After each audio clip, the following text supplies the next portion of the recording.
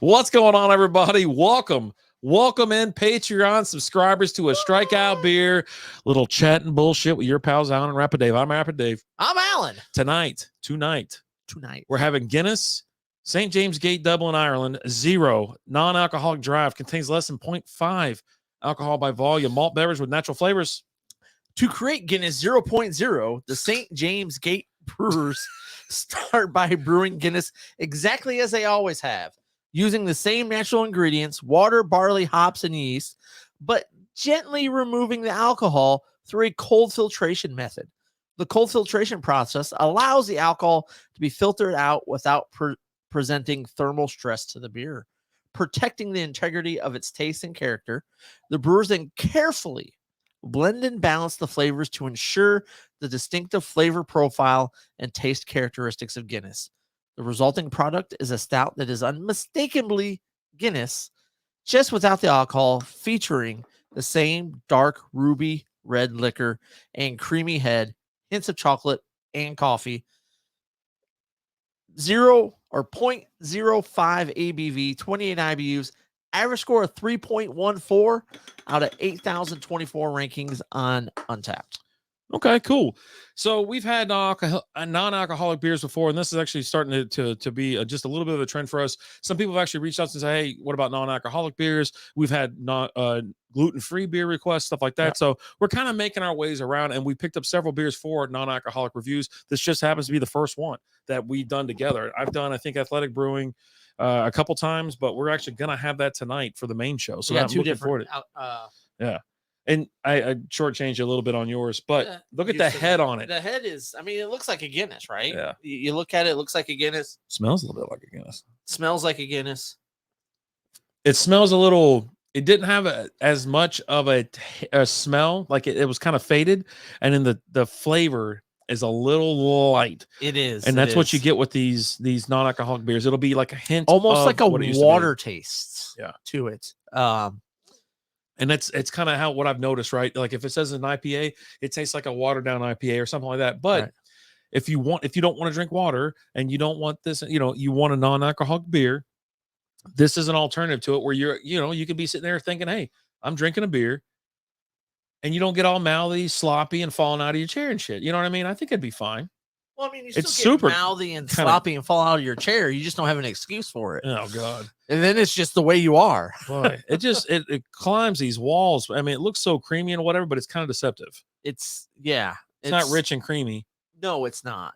It's thin and watery. It's lacking in the flavor that you get with that Guinness. That Guinness, you get that full-bodied kind of taste with it. This is definitely lacking in that. Yeah. Okay. Now we wanted to talk a little bit more fantasy football. I don't know why. I don't know. We were going to talk about mock drafts. We were talking about players that you're willing to take another chance on this year after injuries and stuff like that. And so let's say this. How many mock drafts have you gone through so far this year? One. So that was you did it for the show and that's it. I did it for the Patreon. Yeah. Recorded for the Patreon and that's it. I almost fired one up today at work. I was like, you know what? Let me just do one real quick because it takes 5 seconds. It doesn't take very long. We use Draft Wizard, or at least I did. I use Draft Wizard on my phone. And there's any and every app are out there to use. Just use them and try one. See, and it gives you a general idea of where these players are going. And I'm going to throw a couple of names out there as well. So let's go with, I don't know, Christian McCaffrey, right? Yeah. He's there. Some people are taking him 1 overall, 101, and they're not even worried about the injury history, right? Yeah. But yet, I'm not concerned with him. Derrick Henry's falling, and they're citing injury, and then Saquon's falling. You can get him in the second, damn near third round now, but they're citing his injury past. So what's making CMC so much more just more of a history of being healthy? He's been out the last 2 seasons, is he not? Last 2 seasons, right? More of a history of being healthy. Derrick Henry, you're guaranteed to miss 4 or 5 games. Not every year. He did it last year. He hurt his ankle. No, you know why not every year? Because he doesn't get played. Like his early years, he wasn't getting played. They're running James White out there. James White? Or was it James White? Who was it? Deion Lewis. Yeah, they're running him out there. Same guy. I mean, listen, don't you ever talk negatively about James White in my presence. James White's a king. He's a saint. I He's- tell you, a he, saint. he is a king and a PPR legend. So Yeah. now, and I really don't understand the love and everything that CMC is Yeah. getting. If I get the number 1 overall pick, I'm not picking him. I'm just not going to do it. You No, know, I'm taking Jonathan Taylor.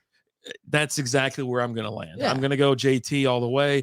Now, here's someone else I want to throw at you. I know you're a homer, and I know you're dying to talk about this guy, Swift. Your boy Swift. Love DeAndre Swift. How high? Big year. How Huge year. I feel the same way. I think he's going to have a massive year.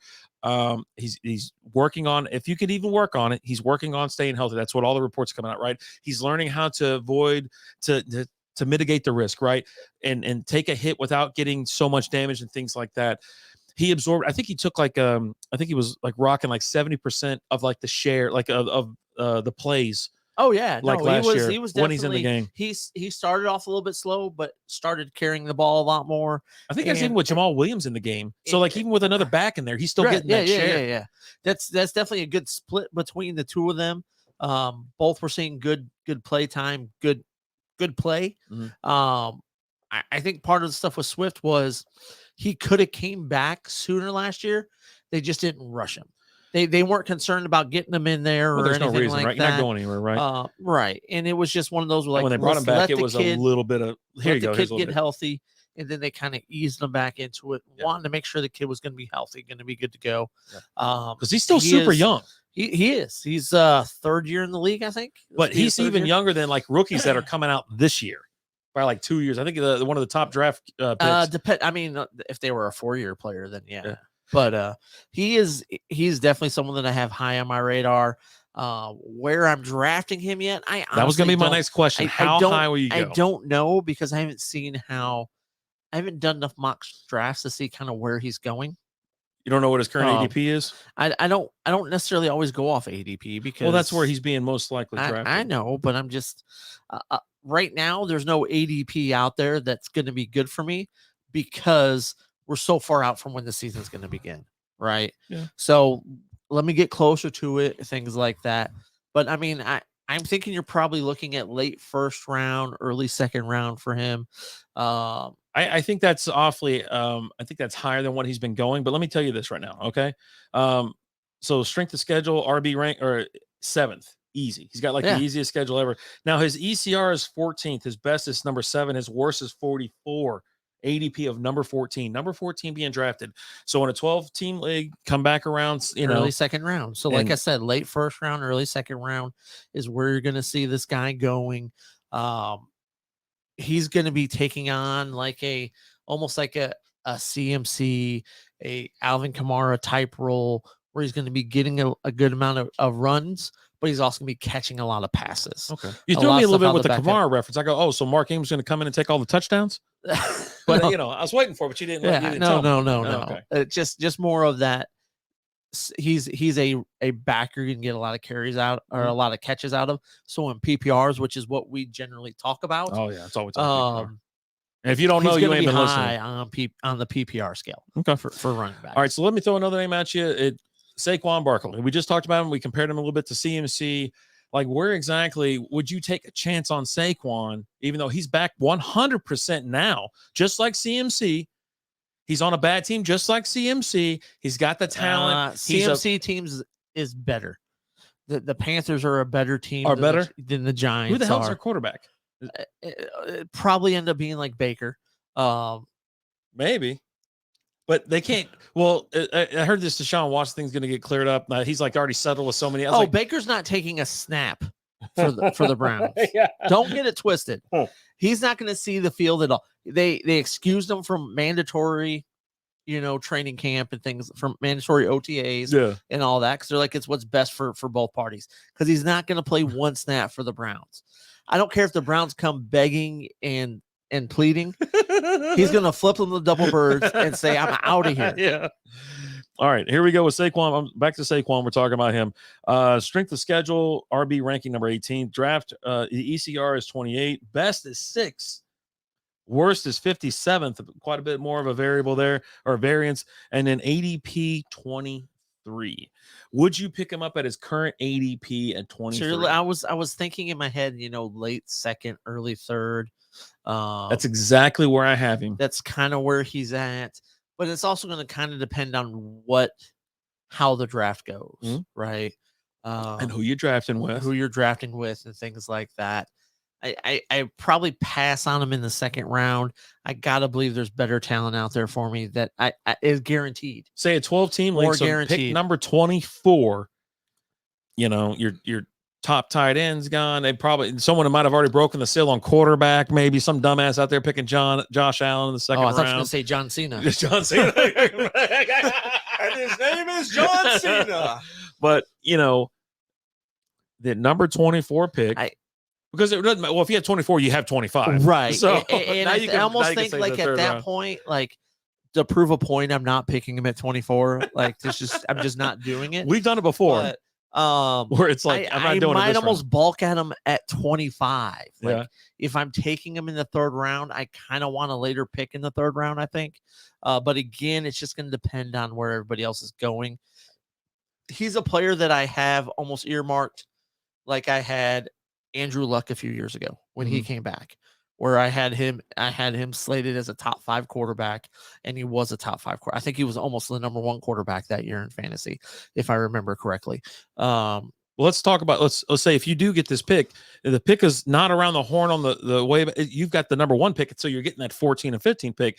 So there's a lot of time that's gone by. There is. And where did you go? If you had number 1, you said JT. Now, if you're on the 14th hole and the 15th, you're definitely going running back and receiver somewhere. You're not going to go receiver, most likely. You're going to try to go. I mean, if it's PPR, I might go receiver. It's been done depending before. on who's taken at that point, right? Yeah. Like it's all situational, right? I've been known to, in PPR drafts, in leagues that I've done well in, not take a running back until the 4th or 5th round. That's what we're going to talk about later. We're going to talk about different strategies and things like that. It depends on who's falling where I'm drafting.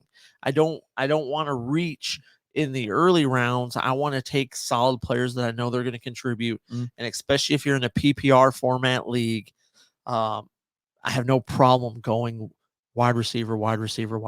Okay. Especially if you're starting 3 wide receivers. Okay. I mean, we're going to talk more about that another day, another time. 0 RB or just, RB, and then, or 0 receiver, 0 RB, and 1-on-1, whatever. Let's talk about this beer real quick so we can get out of here and we get our people on Discord knowing that what we're up to. Again, Guinness non-alcoholic drought contains less than 0.5% alcohol by volume. Can looks cool. The can's cool. For a beer. So it has that going for it. I can't. I'll tell you this.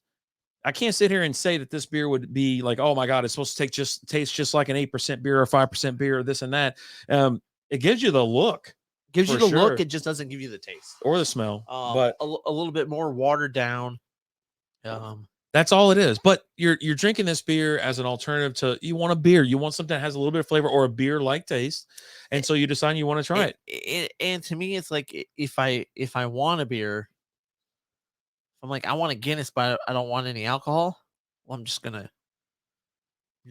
drink water then. Like, if I'm gonna drink it, I'm gonna drink it. If I'm gonna do it, I'm gonna do it right. Well, I'm just saying, I'm just someone saying. that wants 0, alcohol, or they're non-alcoholic, or they're whatever.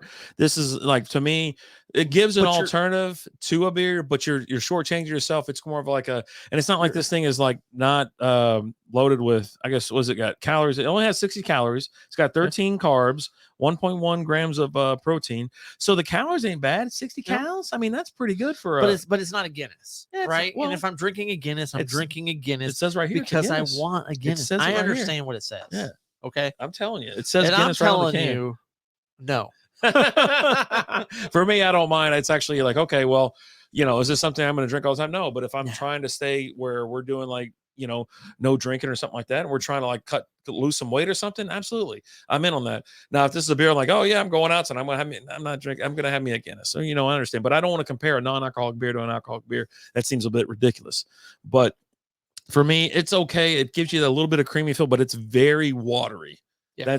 But it somehow they had it look like it's not watery. Like if it wasn't labeled Guinness, I might think more highly of it, because when I think Guinness, I think full-bodied, full-flavored, and I'm not getting that with this. You just have to understand and realize. You just have to understand. Call it something else. Call it something else. If it's the company Guinness that's doing it, it's Guinness. That's the name of the company.